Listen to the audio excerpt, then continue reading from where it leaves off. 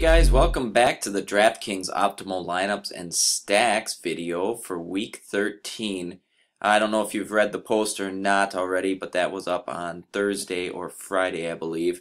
And we're just going to kind of go over what was written in there and what the optimizer came up with, just strictly from a lineup and optimized lineup standpoint.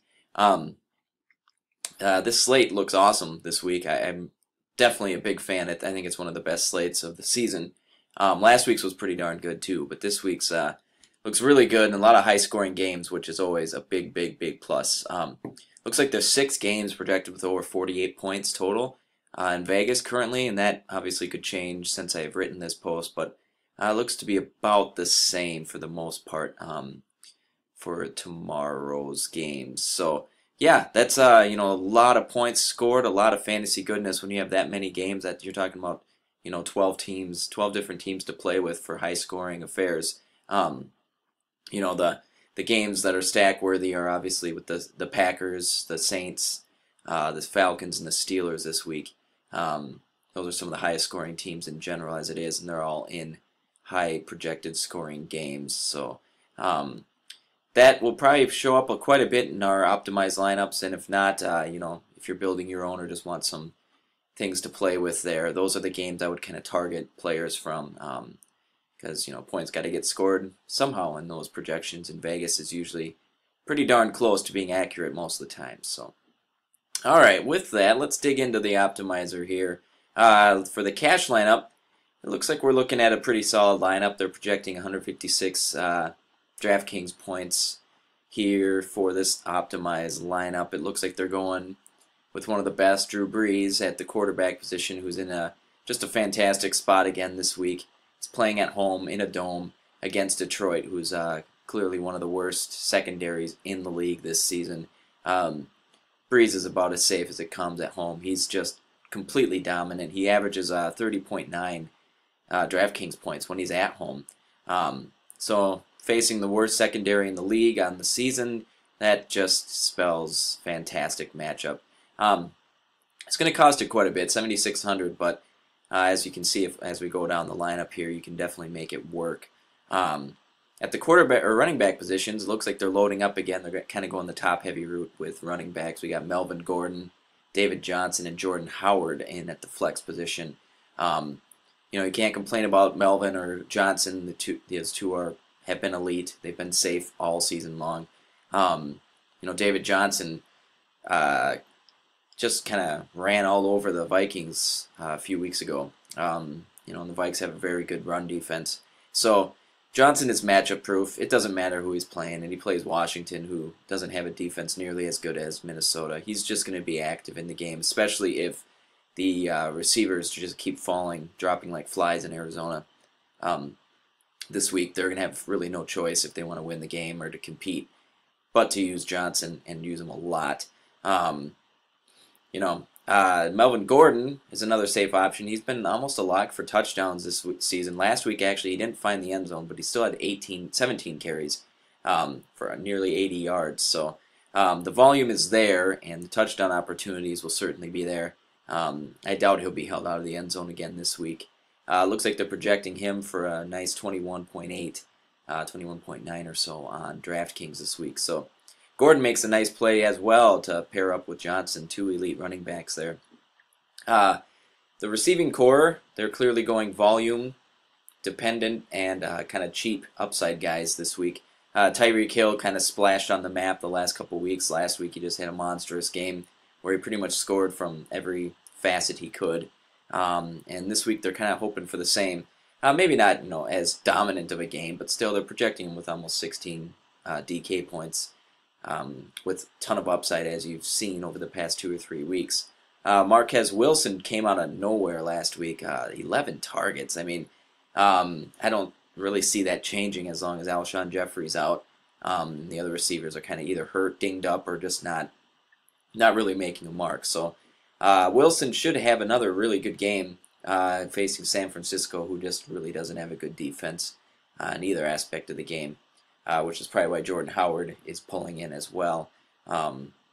He feels safe as all running backs could be this week. I guess you got to kind of keep an eye on the weather. It sounds like it might be kind of snowy and wet and slippery this weekend, but we'll just have to keep an eye on that. And as always, run the optimizer again, maybe Sunday morning, just to see if there's any last minute changes or projections, that sort of thing. Dorial Green Beckham has also been very good the last couple weeks. His volume is just skyrocketing. So I think the optimizer predicts that to happen and probably find the end zone again. He's been a nice big red zone target, and that's kind of his MO. So the optimizer likes him, so we're going to kind of keep him in there. The GPP lineup, very similar. It's got the same three receivers, except they got Kenny Britt in there instead of, who did they replace? Oh, Wilson. So instead of Marquise Wilson, they got Kenny Britt in there, which is another kind of high upside, but been an amazingly safe and reliable play over the last month. His volume is just going up. He's clearly the #1 receiver right now in LA. And in a game where they're going to be throwing the ball a lot to keep up with the Patriots, Britt's a nice play here. And only 5,000, can't complain there. He's going to be over a 3x projection. It looks like 16.17 they got him going for. So running backs, they got McCoy in here now instead of David Johnson, actually. So they took out David Johnson, upgraded a little bit with Britt, and then upgraded the Ravens defense. So this lineup actually is very close to the cash one, but it's got a little bit more risk, which is obviously kind of what you're looking for in GPP. McCoy started really slow last week. I know I had him in a lot of lineups, and I was really biting my fingernails the way he started that first half, but then he just kind of exploded and ended up dominating the game, having clearly one of the fantasy highlight weeks for DFS. So McCoy should be good. The Raiders are actually only allowing just under 100 yards a game, but they're allowing over a touchdown a game and 30 receiving yards as well. So McCoy can do all that, and he's an elusive, just shifty back. So I can see him outproducing what the Raiders have been allowing this week, especially in the receiving aspect of the game. That Britt, as I was saying, he's the other new guy in this lineup, and Patriots are not doing very well at shutting down receivers. They're allowing 150.88 yards a game and just right at a touchdown a game. So Britt's clearly the top option in LA, and I can see him doing some damage. I mean, he's just going to have to be involved if the Rams legitimately want to compete here this week. Over the last 6 games, it looks like he's had 10, 7, 10, 6, and 8 targets over his last 6. So, and he's actually had 4 touchdowns in that span. So, Britt's definitely on the up and up, and his price hasn't quite matched his output yet. So, the optimizer caught onto that and is taking advantage for sure. At the tight end position, we got Travis Kelce, who's had a very nice few weeks in a row here. He feels safe again. The Chiefs are they're going to kind of be throwing the ball, using Kelce as they have been over the past few weeks, especially to try to keep up with Atlanta. This is, as I was mentioning earlier, one of the higher scoring projected games of the weekend. So I like the Chiefs quite a bit here. Tyreek Hill and Kelce, that's a pretty good combo for the Chiefs players. Probably the only two I would be looking to use this week. I guess if you really want to have a Hail Mary and a GPP, you could look to Alex Smith. But those are the two Chiefs I'm liking quite a bit. Green Beckham, as I was mentioning earlier, is kind of the riskiest of the guys in that lineup, but he's still near minimum salary, and you really won't need much for him to meet value. He finds the end zone again and has 50 yards, and you got your 11.3 points as they're projecting, and he easily meets value, almost a 4x. So I like Beckham a lot this week. I think he's going to be able to capitalize in Cincinnati as well. The GPP stack, this one's very similar, but a few changes, and obviously the stack, it looks like it pulled in a Packers stack, which I'm more than fine with in this game. I think this is just going to be an absolute pass-heavy game. I think from both sides. I think we're going to see almost 80% pass plays to 20% run plays. That would not surprise me in the least. And Rodgers, as everyone's kind of noticed over the last 5 weeks, has really, really upped his game, picked it up, just because he's kind of had to. The running game's non-existent. The only team with probably a worse running game is my beloved Vikings, but we'll just kind of forget about that for now. And focus on Rodgers here, who's been throwing the ball probably about 44 plus times at least um, over the past month or so. Yeah, 39, 41, 51, 43, 38, and 56 passes over his last 6 weeks. But then you throw in the icing on the cake here, and you got 17 touchdowns in that 6 weeks. So he's really, really stepped up to the plate here after kind of a miserable, for Rodgers standards, beginning to the season. So, I kind of was curious why the stack didn't pull in Jordy Nelson. I'm not sure if I were to run it again, if that would happen. This time it pulled in Jared Cook, the probably the most the most up and down and disappointing tight end in or one of fantasy players in general. Cook, he had a huge game a few weeks ago, and then last week he came back with a 1.4 or something insane like that. So there's just no knowing. I think with tight ends, you still got Richard Rodgers there. There's just so many weapons in that offense that you just don't know who's going to be getting the targets and the looks, especially in the red zone. But this week it looks like the optimizer likes him enough. He's 2,900, so dirt cheap. They have him projected at 7.12, so I'm assuming it's finding an end zone and probably 20 yards or less, maybe 11 yard. Maybe it's an 11-yard touchdown catch, and that's your 7 points.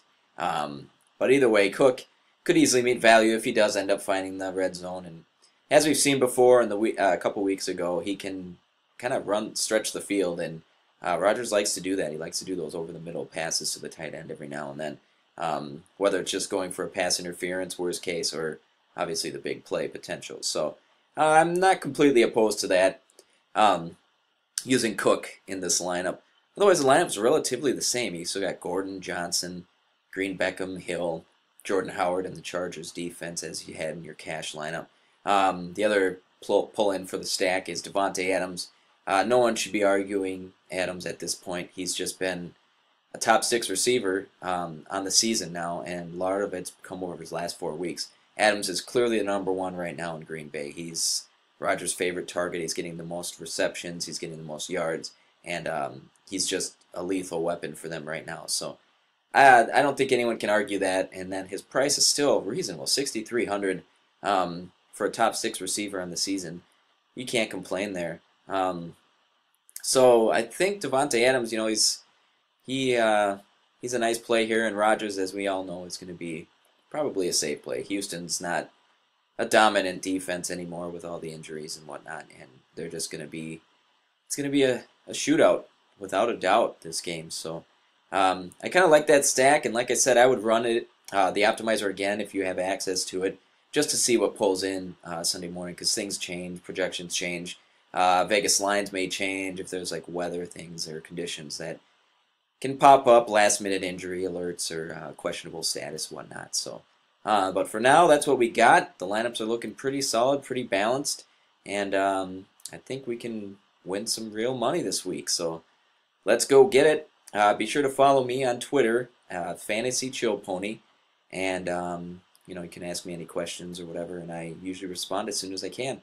And, of course, be sure to check in to dailyfantasycafe.com, as always, for more great posts from myself and others, more videos. We just have tons of tools over here, and they're very good, very top of the line. So I trust them quite a bit, and I think you should too. So with that, I wish you guys all the best of luck. Have a good rest of your weekend, and we will see you again next week.